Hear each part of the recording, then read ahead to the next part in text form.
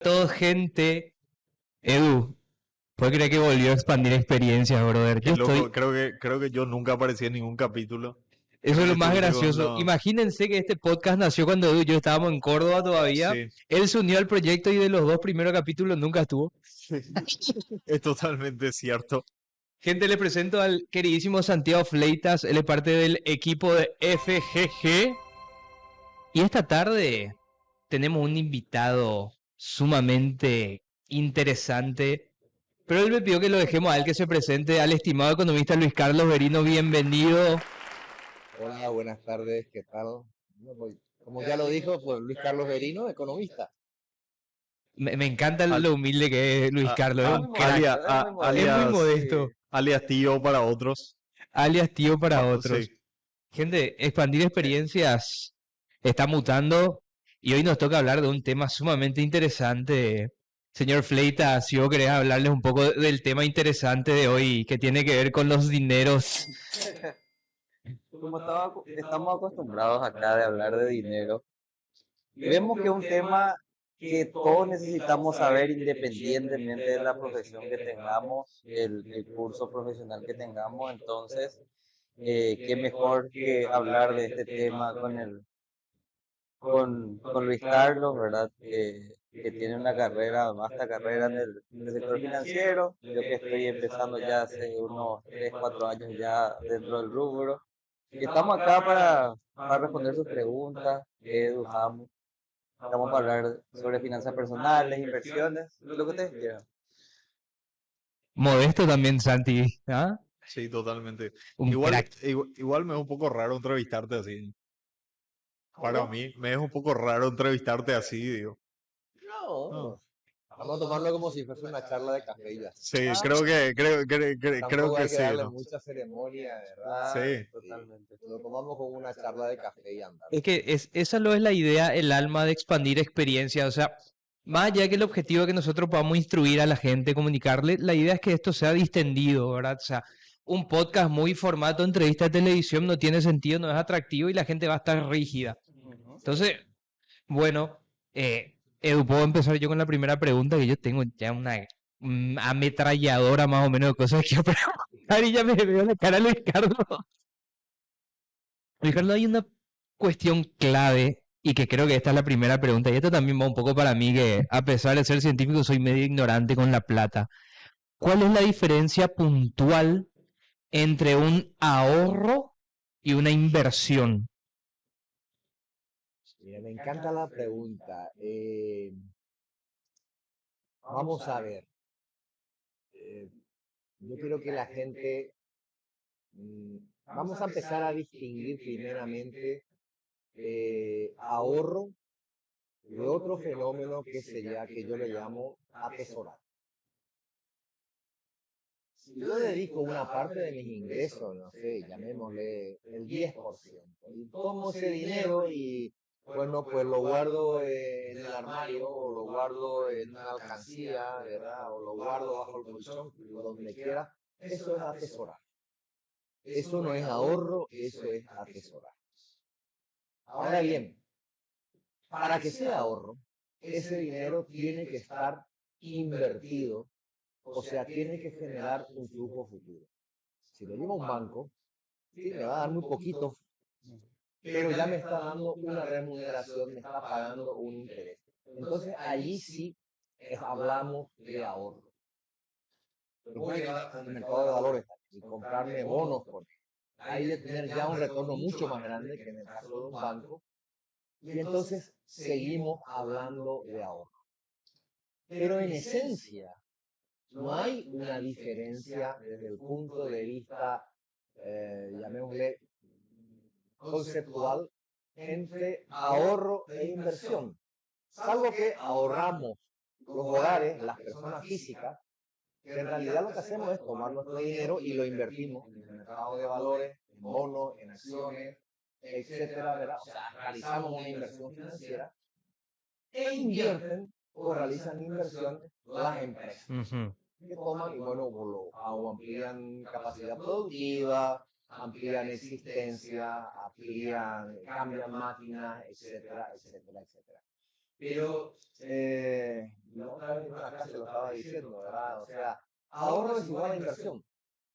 La única diferencia está que ahorran los hogares, le decimos ahorramos los hogares, ¿verdad? O sea, mis ahorros están depositados en el mercado de valores, en una cuenta, en un banco, en bonos, pero en realidad es lo mismo que una inversión. Entonces, aunque a la gente le cueste un poco, sobre todo a los que están ajenos a la economía, pero ahorro en esencia es igual a inversión, solo que nos diferenciamos en quién lo hace y nada más. Viste que dijiste el tema de estar ajeno a la economía.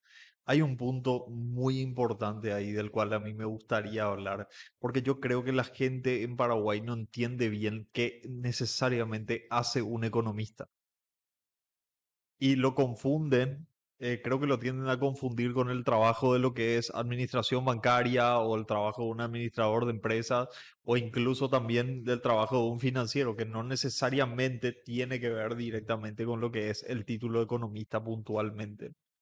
Bien, el problema de la economía en general, ¿verdad? Es que como todo el mundo tiene ingresos, tiene dinero, ¿verdad?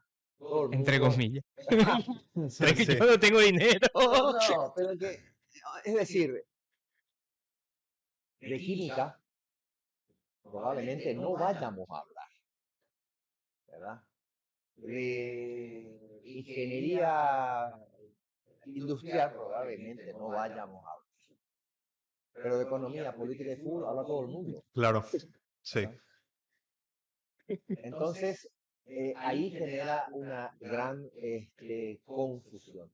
Pero en esencia, pues más o menos para que distingamos así en líneas generales, vamos a empezar por lo más sencillo, la administración. La administración es prácticamente la gestión empresarial, la gestión de una actividad, es el que toma decisiones para que las cosas funcionen, ¿verdad? Cuando estamos en un podcast, ¿verdad?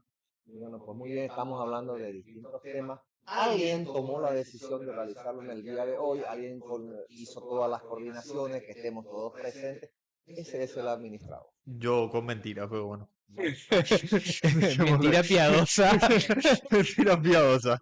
Para que el de contabilidad, el contador, que es la otra persona que se habla mucho, pues básicamente lo que es, su trabajo es registrar.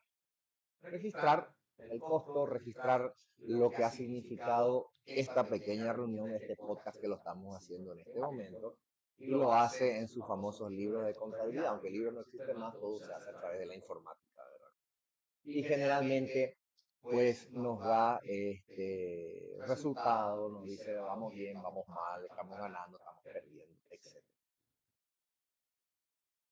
Ahora, no quiero pecar de soberbio, ¿verdad?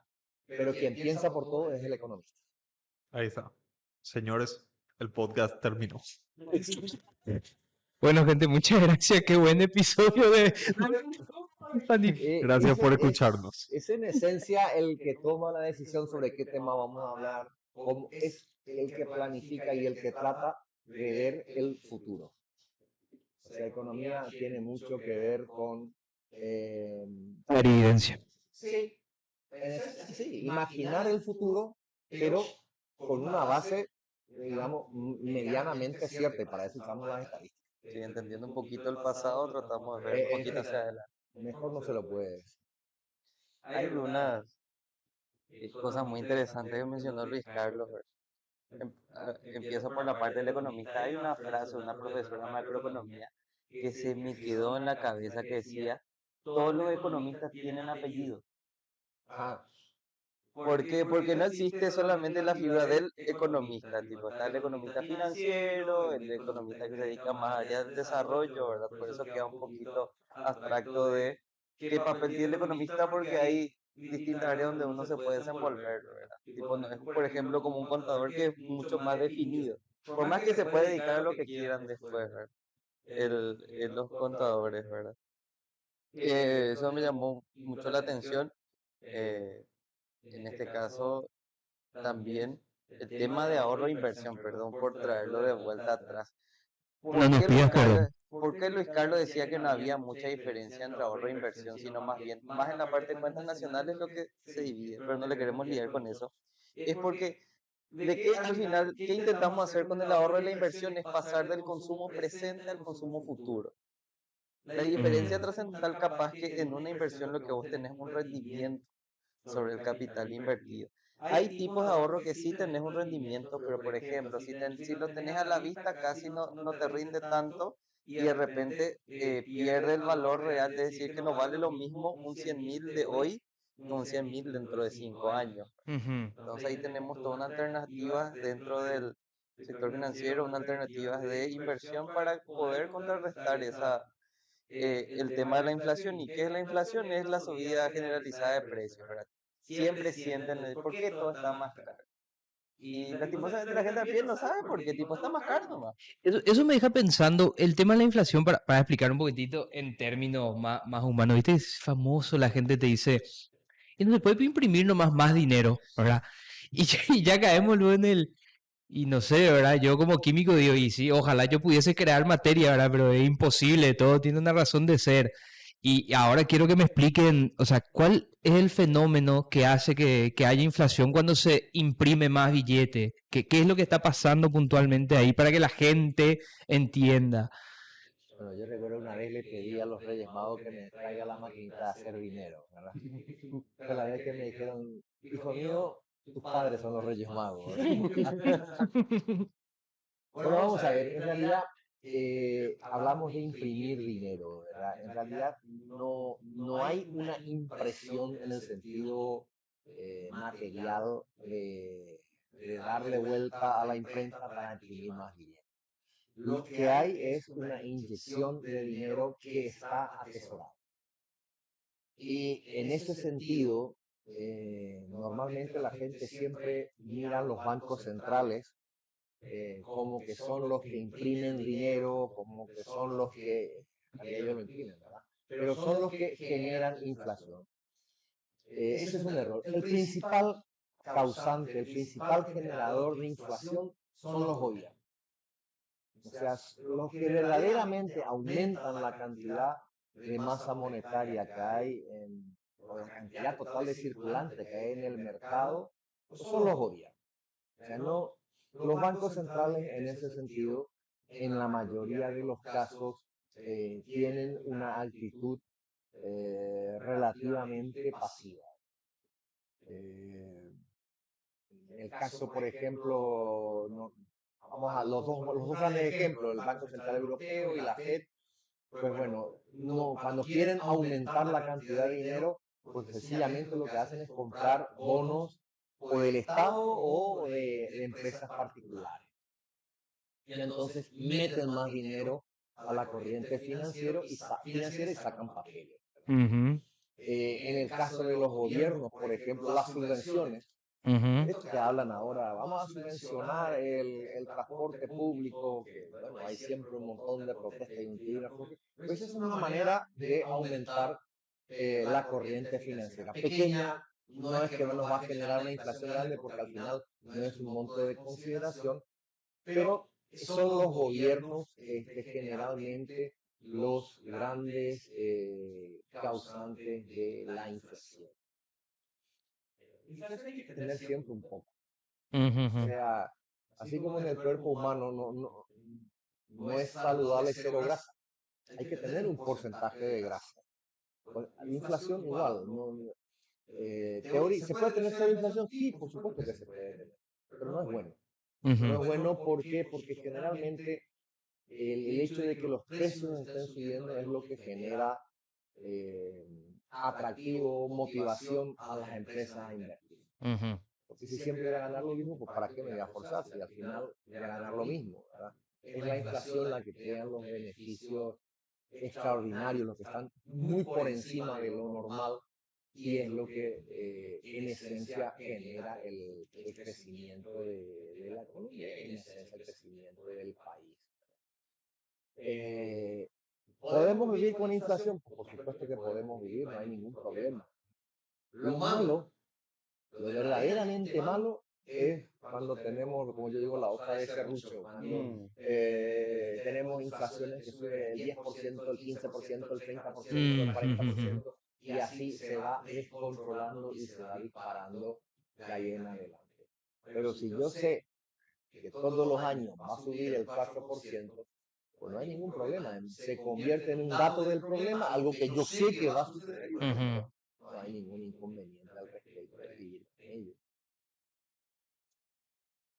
Y otro fenómeno, ¿verdad? Esto también uno de curioso y porque lo he escuchado muy pocas veces, es más, no sé si habrá casos tangibles, pero el concepto de deflación. Así como tiene que haber un poquito de inflación siempre, ¿es viable también que haya deflación cada tanto o es muy raro también que exista? Pero la hay, claro que la hay, ¿verdad? Y no es nada aconsejable. No. Eh, no es nada aconsejable porque, vamos a ver, eh, generalmente cuando se combate la inflación, Ujú. cuando los bancos centrales empiezan a intervenir en el mercado con el ánimo de bajar la tasa de inflación, mantenerla dentro del objetivo, están generando una deflación. O sea, eso están generando una deflación. Y el tema de la deflación es que afecta fundamentalmente a las empresas, al lado de la oferta, que son los que producen los bienes y servicios que compramos. Y cuando la oferta cae, el principal, digamos, afectado es el mercado laboral. O sea, Mm, Claro. la gente despide trabajadores. Por eso que la deflación es, en cierta manera, muy mala y bueno, pues no es algo que de hecho sea apetecible, ¿verdad? Pero que sí, que los bancos centrales cuando actúan, ¿verdad? Pues generan deflación, ¿verdad? Generan un retroceso, no un retroceso, más bien una pérdida del crecimiento o inclusive un decrecimiento de la economía. un tema muy interesante con la deflación es que los momentos en los cuales hubo deflación fueron periodos de crisis. Es a tal punto que, como comentó Luis Carlos, el tema de la oferta, ¿por qué yo como empresario bajaría los precios? Es porque no tengo una demanda que realmente se ajuste a ese precio. Usualmente, a mayor demanda, mayor precio. Espero tampoco no ser muy técnico y no guiarles demasiado. Pero, ¿cuándo fueron las épocas que hubo deflación? La última época que hubo deflación en Paraguay, ¿cuándo fue? En época de pandemia. mm, Para que tengan en cuenta nomás que la deflación no es algo lindo, no es cómo quiero que bajen los precios, no. Lo ideal es tener niveles estables de inflación y como comentó Luis Carlos, esto de tener una inflación predecible es muy importante en el momento de invertir, tanto a nivel financiero como a nivel de proyectos ya de la inversión directa, ujú. porque ahí también uno ve cuánto es la rentabilidad real, tipo cuánto realmente voy a ganar descontando la inflación. Entonces, si yo tengo una tasa predecible de 4%, por ejemplo, si estoy teniendo un rendimiento del 10, en términos reales estoy ganando un 6%. Mm, Y ujú, también ujú. te sirve de referencia, por ejemplo, me sirve invertir en, qué sé yo, te digo, no es el escenario actual, pero te digo, en el pasado, me conviene invertir en un CDA que me rinda el 3% y la tasa de inflación es del 4%, yo estoy perdiendo en términos reales un 1%. Entonces, también te sirve para ver cuánto en términos reales te está rindiendo tu plata. ¿Y cómo ves esto que pasó en el mercado con respecto a la inflación ahora que bueno, que de repente hubo un boom así con el tema de la inflación subyacente y todo esto? Uf. Y bueno, vamos a ver, hay una cuestión que me gustaría aclarar. Antes el tema es interesante, de verdad, pero eh, yo creo que vamos a ponernos en el punto de vista de gente que poca idea tiene de inflación y bueno, pues se guía por lo que dice la prensa. No, mentira. En primer lugar, cuando la inflación Este mes fue de 0%. La inflación anual acumulada se mantiene en un 4,2. Ese es el índice de precios al consumidor, alias IPC. el IPC. Pero esa es una de las muchísimas tasas de inflación que realmente hay. Ujú, ujú.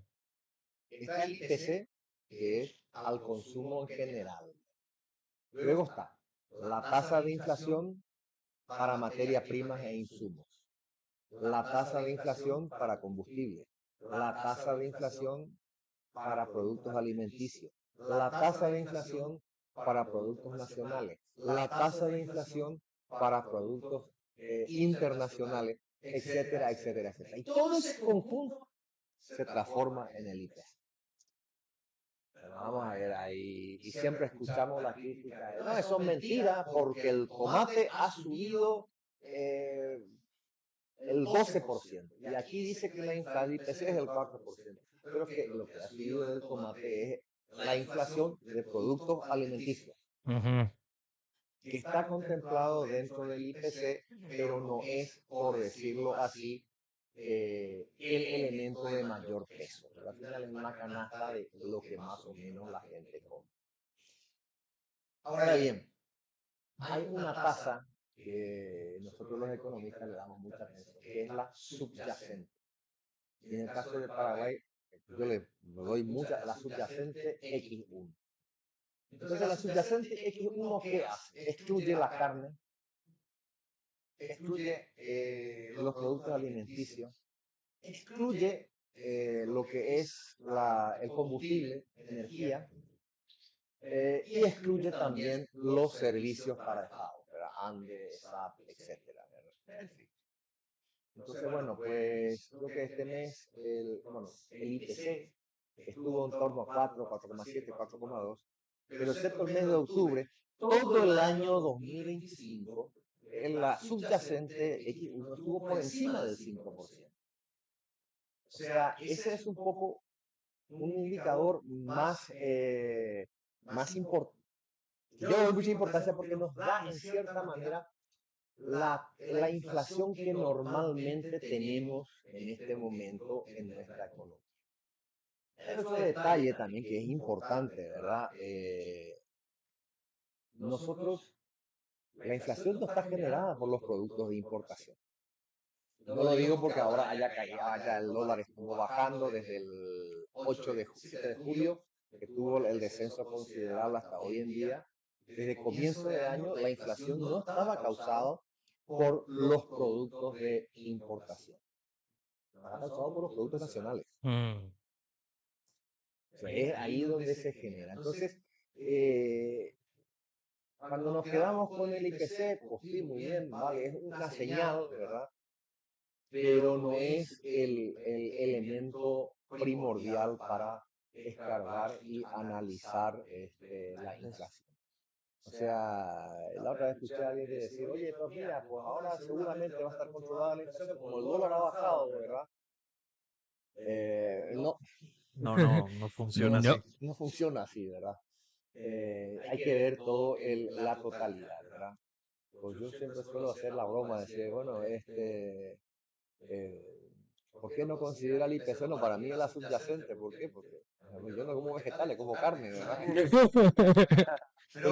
Disculpen, público. ¿Verdad? Lo cierto es que un factor de inflación importante es la carne y lo seguirá haciendo, ¿verdad? ¿Y por qué? Porque obviamente los precios internacionales de la carne se han disparado. Sí. Están muy elevados, el mercado internacional es muy bueno y la gente compra. Pues tenemos inflación de carne, por precio de carne. Y qué aspecto curioso. Capaz voy a tirar una tontería, pero bueno, eso es lo de mi trabajo como el químico que no sabe de economía acá, ¿verdad? Uno se guiaría por el tema de la oferta y demanda cuando establece pie de precios. Hasta ahí voy más o menos bien. Entonces, que esté disparándose mucho el precio de la carne puede tener alguna relación con que cada vez hay menos clientes o más clientes. Acá en Paraguay justo no tenemos una gran oleada de veganos, por ejemplo, Sí. ¿verdad? Pero si cada vez en teoría la gente consume menos carne, ¿por qué sigue subiendo el precio de la carne? Es mucho más complejo, seguro, pero me da mucha curiosidad en este aspecto, porque por ahí el que sabe poco esperaría en, ok, si la gente consume menos de esto porque está más caro, Ujú. o directamente la gente consume menos porque está lo más caro, ¿verdad? Pero, Bueno, vamos a ver, la proporción de veganos o la proporción de vegetarianos en el mundo entero no es significativa para Ujujú, poder decir, bueno, la oferta disminuye porque la demanda se ha contraído. ujú, Los hay, por supuesto que los hay, pero tal vez en su cantidad, y espero que si hay algún vegano que nos escuche no me lo tome a mal, ¿verdad? Pero no alcanzan ni siquiera a la definición de minoría, porque son una pequeña cantidad. ujujú. Nosotros concretamente en Paraguay tenemos dos escenarios. Uno, el precio internacional que está subiendo, lo cual pues obviamente desde el punto de vista general pues viene fantástico, ¿verdad? A esto hay que agregarle el hecho de que la producción, el hato ganadero, no está creciendo. O sea, eh, la gente se engaña mucho con la ganadería, ¿verdad? O sea, eh, los márgenes de ganancia en la ganadería no son tan elevados como sí lo son en la agricultura, Ujú. en las empresas de agricultura.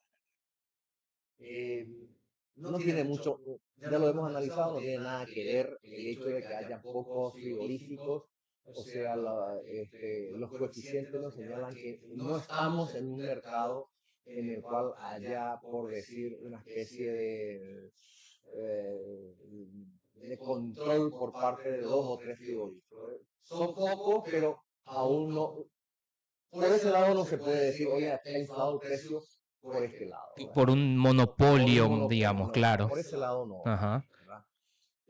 Lo que sí es cierto es que el hato ganadero está disminuyendo. Yo creo que así como hubo una transformación de agricultores a empresas agrícolas, creo que vamos a entrar en un proceso de transformación de ganaderos a empresas ganaderas. Ujú. ¿Cuál es la diferencia? Pues bueno, miren, en Paraguay, por ejemplo, pues hasta hace unos cuantos años, la mayoría de los ganaderos tenían sus empleos, sus trabajos aquí en Asunción y bueno, pues en determinadas épocas iban al campo. Hoy en día las empresas ganaderas, las top prácticamente, eso se ha invertido, ¿verdad? El empresario, el ganadero, ya está de lunes a viernes en su campo y el fin de semana viene. Ajá. O sea, en la época de mis padres era todo lo que era un poco a la inversa, ¿verdad? Eso ha cambiado y eso en cierta forma es lo que sustenta primero la elevada calidad de la carne y en segundo lugar el negocio ganadero, así como la agricultura, requiere un trabajo en el campo financiero muy, muy fino. Porque podemos tener, amanecer el lunes con un buen precio de la carne y cuando vendimos el jueves resulta que el precio ha caído un 20%.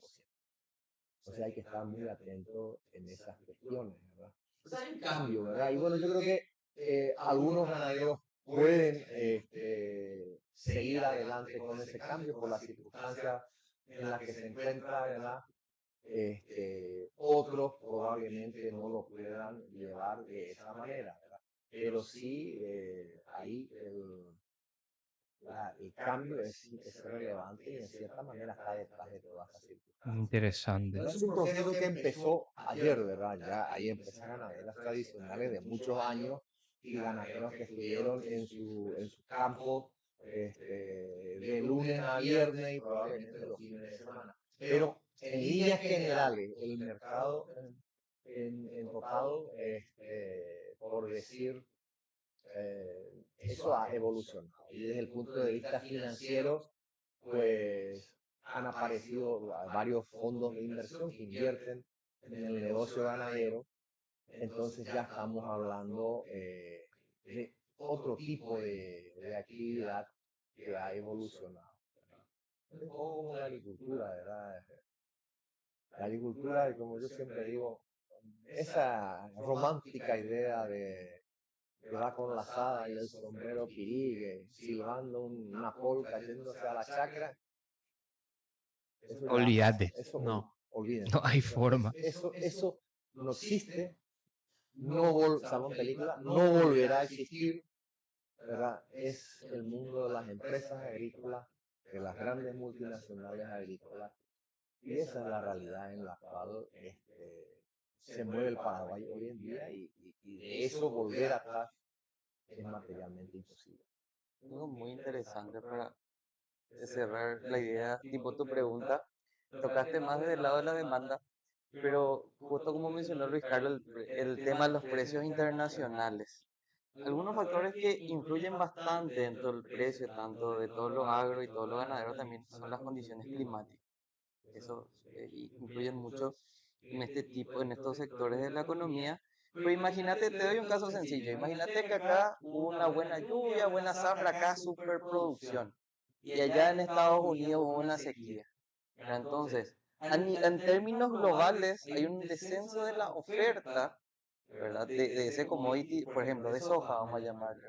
Pero justo acá tuvimos una superproducción, entonces nosotros aparte de una buena producción, tenemos la ventaja de tener precios favorables afuera. Tipo, Mm, va también de esa dinámica, también es un ejemplo muy sencillo, ¿verdad? Tipo, te traigo un ejemplo así ultra simple, así lo más simplificado posible. Creo que hay varios factores, pero esto, por ejemplo, un caso así que puede llegar a pasar si es que ya no pasó, ¿verdad? Sí, miren, yo hay una anécdota que, una expresión muy mía es, no digo usar la anécdota, ¿verdad? Ah, qué aburrido, No, dale. Carlos. Es muy larga. Queremos rating. No hay límite de tiempo en los podcasts. No, Tampoco está censurado. Gente sin censura. YouTube no nos va a monetizar todavía. una expresión que suelo decir a menudo, oye, ¿verdad, lunes? Si no llueve. Se me quedó el si no llueve, ¿verdad? Y queda pendiente el contar de dónde salió el si no llueve. Escucho en el próximo capítulo. Estén atentos a la próxima. Pero, hablando ya, chiste aparte, aumentarán las exportaciones al Paraguay, de Paraguay, si llueve. Aumentará las exportaciones de carne en el caso que el precio ayude. Si llueve, podremos mantener un ritmo de crecimiento de nuestras exportaciones. Si llueve, Podremos tener varios seguidores en este podcast. si Si llueve. Sí, llueve. Está lloviendo, así que síganos. Verdaderamente, en muchos análisis económicos empezamos a meter el factor climático, ¿verdad? Al final es un hecho el tema de lluvia, hay una periodicidad. Si hay periodicidad, se puede usar estadística y con tanto ya la cosa se puede calcular, ¿verdad? Entonces, es una cuestión a considerar y un poco también va por otro lado, ¿verdad? Yo no soy ecologista ni me van a ver en el yate de Greenpeace, pero tenemos que tener en cuenta el factor climático y el cambio climático, porque si no llueve, no exportamos y no aumenta el ingreso de divisas. Y esa es una realidad. Para vos, Greta. Gente, es importante no deforestar. El ciclo de biorremediación hace que haya más lluvia. Que haya más lluvia, acabamos de enterarnos que ayuda bastante. Si entienden a qué me refiero. Che, Seo, me parece que tengo que avisarle a Luis Carlos antes que hagamos el asado de fin de año de expandir experiencia. Ahora que me dijo que podemos predecir el precio con el que vamos a comprar la carne, hay que tenerle eso muy en cuenta. Me parece excelente. A ver qué nos sale el asado, total vos lo sponsoreás, así que. Acá tenemos un gerente de riesgo y un tesorero, así que los trabajos Ay, están Dios. establecidos. Qué loco. Ahora, me quiero meter un poquito en un campo un poco más personal, ¿verdad? Porque esto me parece importante, ¿no? A vos, Luis Carlos, ¿qué te motivó a saber tanto del tema económico? Y después necesito que Santi, que es nuestro bracito económico, también comente un poco, porque, a ver, yo de grande me terminé interesando por la economía. A ver, hice mi doctorado, lo que vos quieran, soy apasionado por la ciencia, pero me choqué tanto, y esto también viviendo en Argentina con lo complicado que está, y ahí ya de grande aprendí a manejar mi dinero. No estoy en un punto donde me siento contento, digamos, con eso, pero por lo menos tengo ahorros, inversiones, ahora que ya manejo mejor el término, gente, por eso es importante que nos sigan. Y Pero, así que business también te pasó. por cierto, ahí Santi es nuestro encargado de El business. rubro de inversión, por si quieren ver Por si ahí. tienen en cuenta, Muy ya necesario. les vamos a dejar los datos de Instagram en la descripción. Pero no, volviendo al tema, o sea, a vos, Luis Carlos, ¿qué realmente te motivó a decir, che, me gusta entender la economía? Bueno, Muy difícil me la no, pusiste. no. Si recuerdo exactamente el momento y el minuto en el cual me decidí por estudiar economía, ¿verdad? Ujú. Bueno, en realidad a mí me gustan varias ciencias. ¿Verdad? Me gusta mucho el derecho, Ajá.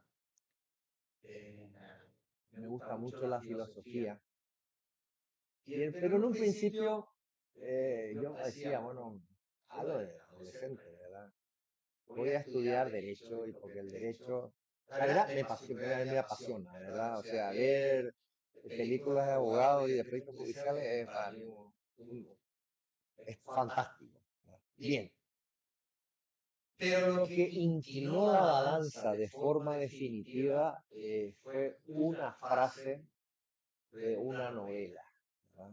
La novela se llama, lo escribió un escritor australiano, Morris West. La novela se llama La Salamandra y en una parte el personaje dice, siempre quise entender el mágico lenguaje del dinero. Ese día dije, ya está, yo quiero aprender el mágico lenguaje del dinero, quiero poder, me apasionaba que hablen de tasa de inflación, de yield, ¿verdad? De crowding out, de movimientos laterales, hemos tocado el techo, ¿verdad? Hemos roto una resistencia, nos estamos acercando al soporte, y dije, wow, yo tengo que aprender esto, y eso fue lo que motivó que me incline por estudiar economía. Luego, hay un libro que yo les recomiendo a mucha gente, ¿verdad? Se llama El economista camuflado. Lo escribió Tim Harford. Harford es un economista que creo que prácticamente se dedicó al periodismo económico. Ujú. Y Harford dice en una parte que economía pues estudia la vida misma. Y es verdad que estudia la vida. Entonces, pues como mi otra pasión es la filosofía, pues bueno, lo más parecido a eso es la economía. Y sobre todo la gran ventaja que da más dinero que la filosofía. Sí, 100%. 100% efectividad. Eso es pensar como economista, ¿viste? Ahí ya tenía la Capaz puedo hacer dinero como filósofo, no sé, si estimación. llueve. Si llueve. No. A ver, Santi, dale, contá también vos. Mi caso parece algo muy parecido a cuando sacamos un libro así de historia. Yo recuerdo muy bien el día en el cual tuve mi primer contacto con la economía y es simpática, creo, ya le comenté a Luis Carlos. Yo era un nenito de 8 años Mm. y veo que mi hermana que seguía marketing, eh, ya se recibió obviamente magíster en marketing y demás, eh, tenía una tarea de microeconomía. Y la bibliografía básica de su materia era Economía de Samuelson. Me acuerdo que era Economía de Samuelson, 18ª edición. Me acuerdo hasta la edición. Y yo, como era un nenito muy curioso, ¿verdad? Veo que mi papá, que administrador de empresa, le ayudaba con su tarea. Yo le pregunto, ¿y qué están haciendo? ¿Verdad? Estaban haciendo, y recuerdo perfectamente, estaban haciendo un gráfico, ¿verdad? Donde estaba la oferta y la demanda. ¿Y qué es la oferta? ¿Y esta es la demanda? Y yo, mi tarea de 8 años, después de agarré el libro de mi hermano, empecé al Samuelson, ¿verdad? Y ahí fue mi primer contacto con la economía. Me recuerdo también que mi papá quería también ser economista en el pasado, ¿verdad? Pero por cosas de la vida no se dio. Inclusive me presionaba, me decía, no, vos tenés que ser presidente del Banco Central. Y decía, no, ¿verdad? Le decía la contraria. Pero después una de las frases que dice ese libro de Samuelson, muy parecida a la frase que mencionó Luis Carlos, que en Samuelson en su primer capítulo dice que no importa la profesión que sigamos, estamos sujetos a las leyes de la economía. Entonces, a partir de ahí, y después, ya cuando uno va creciendo, se da cuenta de la necesidad de manejar finanzas, ¿verdad? Tipo, Como le dije, tipo esa frase, esta profesora, todos los economistas tienen un apellido. Yo cuando estaba en cuarto año yo estaba así dudando. Todo me gustaba la parte de finanzas públicas, me gustaba todo lo que era políticas públicas, política económica, ¿verdad? Todo me gustaba, ¿verdad? Me gustaba finanzas, ¿verdad? Hasta que un día dije, bueno, ¿verdad? Me voy por el camino de las finanzas, ¿verdad? La finanza otra vez es extensa, puedes irte a finanzas corporativas y demás. Entonces dije, bueno, a mí me gusta el mercado de valores. Entonces dije, bueno, este es el camino que voy a seguir, voy a ser un economista que se enfoca un poquito en el mercado de valores. Ahí empecé ya a formarme en ese mercado, ¿verdad? Que es muy apasionante, que gracias a Dios me tuve la oportunidad de dedicarme ya ahora. Y así, y lo que es satisfactorio de este lado, aparte de ayudarte a vos mismo, que tenés la posibilidad de ayudar a otras personas, más en todo lo que sea en temas financieros. Y yo aprendí con gente como Luis Carlos y tuve la oportunidad de tener grandes mentores a lo largo del tiempo. Yo valoro mucho y soy muy agradecido con la vida en que si tengo la oportunidad de enseñarle a alguien, lo hago, ¿verdad? Porque lastimosamente no se conoce lo suficiente. Y que de hecho lo estás haciendo, Santi, o sea, a través de... A ver, para que tengan en contexto, gente, no crean que Luis Carlos es solamente un gran estudioso, sino que un señor que transmite, un profesor de la parte económica, y Santi está con el pequeño proyecto de... Va, pequeño, ¿no? Va a despegar en breve FGG Business.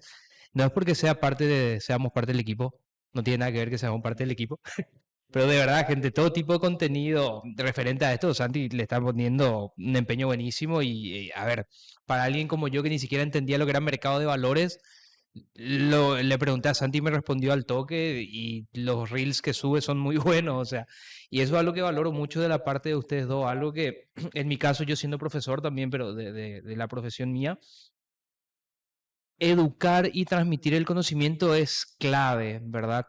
Y algo que yo siempre más allá que la educación latinoamericana peca de falencias, una de las falencias críticas es la parte económica. O sea, no puede ser que un chico de colegio ni siquiera sepa lo que es padre rico, padre pobre, por hacerte una idea, que es lo más básico de lo más básico de lo más básico.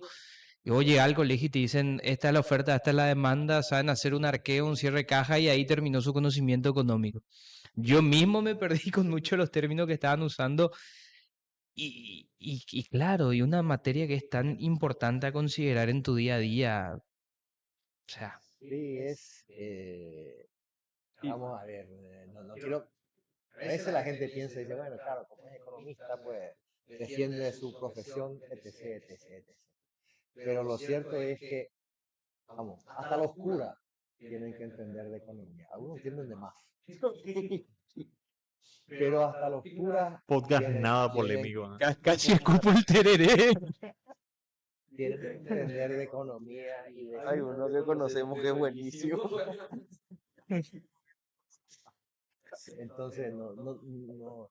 Hay una cosa que la gente piensa que economía es negocio. O sea, ¿qué estudian los economistas? Estudian cómo hacer negocios, Claro. cómo ganar dinero. En realidad los economistas estudiamos conducta, estudiamos comportamiento. Ese es lo que estudiamos. O sea, lo que estudiamos en esencia es cómo la gente trata de resolver sus problemas para subsistir y para vivir. Y lo más complejo del mundo, que es estudiar al ser humano, Exacto, predecir cómo se va a comportar el ser humano el día de mañana, siendo que es súper cambiante, ¿no? exacto. Y también sumado que por eso es una ciencia social, Sí, que porque no puede ser exacta, porque no puede predecir exactamente lo que va a hacer el ser humano. sí. Es así, ¿verdad? O sea, detrás de cada variable económica, indicador, hay un montón de comportamientos y de forma de ser de las personas y que es lo que en realidad pues marca la diferencia y en cierta forma explica por qué algunos países son más ricos y por qué otros países no lo son y por qué algunos países existen solamente en el mapa porque prácticamente institucionalmente no tienen nada. Estoy pensando en Somalia, por ejemplo, Ujú. que prácticamente no tiene ningún tipo de institucionalidad como para decir es un país. Pero territorialmente está marcado y bueno, pues lo Jus- conocemos como Justamente tal. hay un libro muy interesante que habla de eso que se llama ¿Por qué fracasan los países? Es muy interesante y habla de todo lo que él está diciendo. Y recomiendo que se lea ese libro porque nos hace entender cómo funcionamos los latinoamericanos también. Sí. Sobre todo. Somos algo así como una especie totalmente aparte dentro de los Homo sapiens, a veces los latinos, ¿no? Yo recuerdo años atrás, ¿verdad? Eh, Cuando empecé a trabajar, trabajaba en la aviación comercial, ¿verdad? Y en una de mis primeras reuniones en IATA, sí, ahora tenía, no sé, 20 y poco, ¿verdad? Había un ejecutivo chileno que decía que en la IATA es la Organización Mundial de todas las compañías aéreas, hoy en día, se reflejaban todos los conflictos y confrontaciones del mundo, ¿verdad? Los europeos contra los estadounidenses, los negros contra los blancos, los árabes contra los judíos y los latinoamericanos entre sí. Y es verdad, es una de las cosas que, no sé, una de las paradojas de la vida. Fíjense, es eh, todos los países latinoamericanos se independizaron, adoptaron unas constituciones liberales, el, por mucha reivindicación que haya al estilo México, ¿verdad? De nuestros aborígenes, etc., etc., etc. Lo cierto es que la cultura de todos los países latinoamericanos está altamente impregnada por la cultura europea. Sí, 100%. O sea, en cierta manera, eh, no somos una copia, ¿verdad? Luego la pregunta es, ¿por qué Europa está ahí y nosotros estamos aquí? Me refiero Ujú. geográficamente hablando. Y es un poco una cuestión de instituciones y es también una cuestión fundamental de educación y de planificación a largo plazo. O sea, no es que el latinoamericano trabaja menos que el europeo, yo creo que trabaja más, pero el europeo trabaja bien, el latinoamericano trabaja no. Y a veces las cosas hay que hacerlas bien, Sí. nada más hacerlas bien, hacerlas y hacerlas bien, nada más. Tampoco, pero nos cuesta mucho hacer bien las cosas. Sí, sí, concuerdo. Es bastante notorio, de hecho. Es más, está mucho el concepto del trabajo inteligente, que, a ver, hay gente que piensa, no, voy a hacer más quedándome 14, 16 horas y con una optimización en 8 horas es cosa. De hecho, hace no mucho estábamos discutiendo con Edu cómo ya se van adoptando los modelos laborales de 4 días en vez de 5 y cómo igual tiene un crecimiento en el rendimiento. O sea, es una cosa fantástica. Eh, Hay cosas que, por ejemplo, de Paraguay, ¿verdad? O sea, Roabastro decía, Paraguay es una isla rodeada de tierra, ¿verdad? Bueno, no, mire usted, no es una isla, es un país mediterráneo. Lo que pasa es que la forma de ver la cosmovisión que tenemos es la de isla. Y eso es, en cierta forma, negativo, porque, vale, todo está muy lejos, perfecto, muy bien, eh, pero lo que pasa es que todo nos influye, todo nos afecta, ¿verdad? Y lo peor que podemos hacer es, no, eso a nosotros, eso pasa en Estados Unidos nomás, eso pasa en Europa, ¿no? Fíjense, una gripe que aparecía en una perdida ciudad, aunque sea muy grande, de China, todo lo que nos ha generado y nos encerró 3 meses en un año, en el año 2020. Claro. Lejos está y sin embargo nos ha afectado. ¿Por qué digo todo esto? Porque nosotros tenemos que reivindicar el conocimiento, el trabajar con conocimiento. Eso es algo que no se logra hacer y no se logra aplicar. No sé si por vergüenza, por timidez o por qué leche será, ¿verdad? Pero ahí vemos la selección. La misma gente que fracasó en la Copa América, la misma gente que fracasó antes de la Copa América y que tuvo varios entrenadores. ¿Cuál es el gran mérito de Alfaro? El gran mérito de Alfaro es trabajar en la mente. hacer algo que se habla mucho, hacer coaching. Y eso está en todos los libros. Uno mete en internet Sí, y lo encuentra coaching, ¿verdad? Y se va a cualquier librería de Asunción y compra manuales de coaching.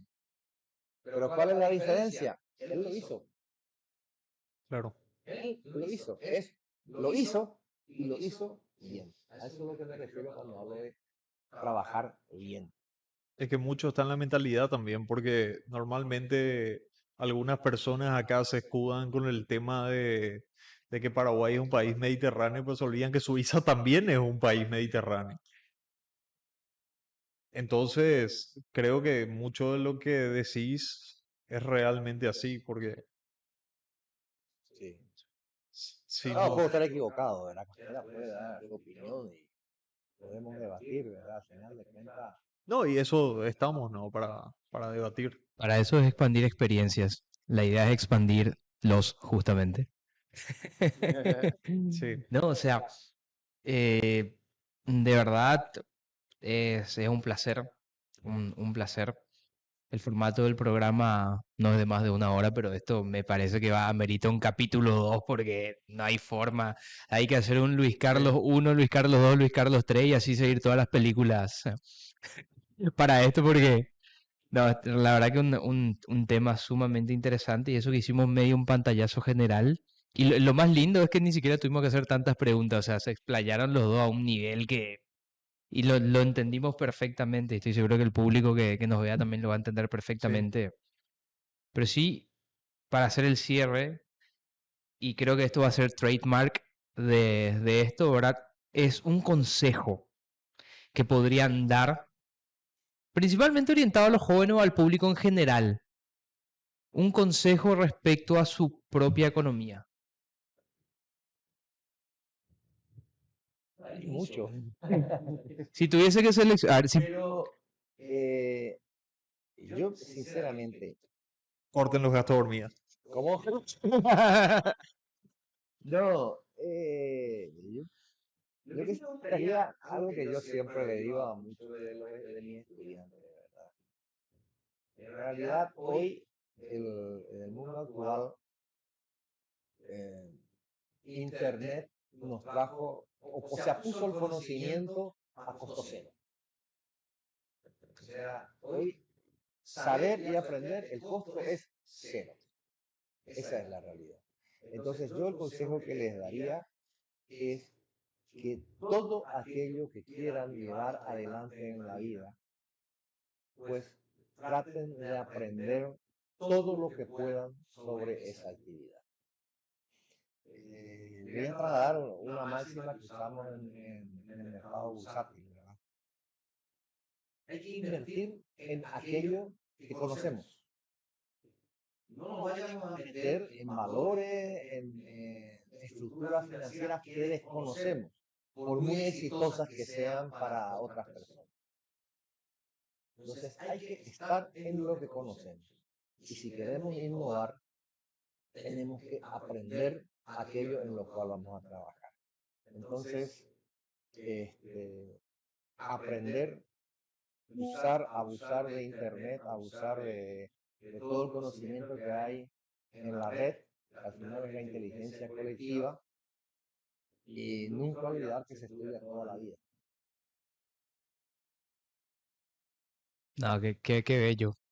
Se estudia toda la vida. Qué buena frase. Me quedo con eso. De hecho, es algo que también va mucho a lo mío. Así que, no, no, fantástico. Santi, ¿vos qué podrías aconsejar? Estoy lejos de ser todavía un experto, obviamente, como dice Luis Carlos, uno no deja de aprender, pero estamos en el camino de convertirnos en ello, ¿verdad? Pero viendo todo lo que aprendí en este tiempo, me di cuenta que, como dice Luis Carlos, todo el conocimiento está prácticamente en la palma de la mano. Pero hay algo que solamente vos podés aprender por tu cuenta y que es saber controlar las emociones. Porque vos sabés, puedes saber lo que es la fecha de corte y de vencimiento de una tarjeta de crédito. Sabés que no tenés que tirar tu plata al océano en unas inversiones, pero el control de las emociones es fundamental. eso de postergar a veces de repente la gratificación instantánea. Una infinidad de decisiones financieras terribles vienen de ese lado de no saber controlar las emociones, tanto desde el gasto, el sobreendeudarse, como también de repente en posicionarse en inversiones que no te convienen, ¿verdad? Lo demás, yo sé que tanto en FGG Business van a poder encontrar una enorme cantidad de contenido que estamos enseñando sobre finanzas personales, inversiones o en cualquier otro canal, ¿verdad? Pero yo les dejaría ese consejo, ¿verdad? Aparte, complementando lo que dijo Luis Carlos, busquen el conocimiento y vean también esa forma de tener esa inteligencia emocional para tomar las buenas decisiones. No tanto en el campo tanto como en el campo financiero como en la vida en general. Excelente. Excelente consejo de Léanse, gente, Play. Hábitos Atómicos. Aguanten a los perros, no se compren a la Play, cómprense la Xbox de más barata, esperen ahora. No, de verdad, o sea, conozco gente que se ha endeudado por cuestiones ridículas, que uno no se aguanta, no entiende, hace siempre los pagos mínimos de su tarjeta, de repente está casi en números abismales abajo y dice, wow, pucha. Pero bueno, Edu, no sé qué más podríamos decir. La verdad, un gustazo, Luis Carlos, un placer de tenerte acá, más allá de que te conocemos como amigos, sos una gran persona, pero por sobre todo un referente en esto y es un placer aprender, Sí, expandir experiencias, gente volvió, yo estoy yo mega contento. siempre digo, el mejor mentor que tuve, que me dio la vida y bueno, Ir viviendo, no hace falta eh, que me... Ya venir, no, No te preocupes, te banco el eh, segundo eh, episodio. no hace eh, falta. No, es por las dudas, como vino con mentira.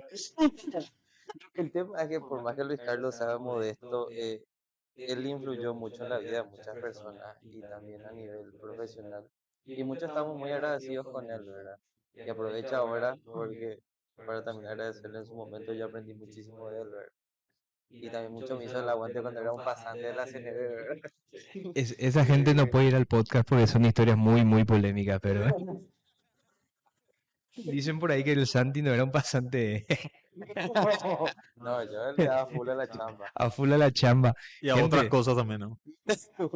Aprendió el capo en finanzas alternativas, Santiago Fleitas. Ese es otro capítulo. Cómo gestionar su cartera alternativa. gente, no se olviden de seguirnos.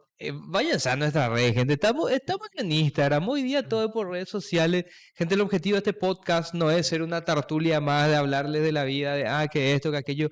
El objetivo es instruirlos, enseñarlos. Estamos expandiendo su experiencia. Es así de sencillo. Y sobre todo también mostrar que Paraguay tiene profesionales buenos, que la industria nacional funciona y que realmente tenemos grandes cosas para mostrar acá. O sea, no es solamente verlo de afuera, sino que también ver lo que tenemos dentro de la casa y poder mostrarle a la gente que el paraguayo puede ser barete también.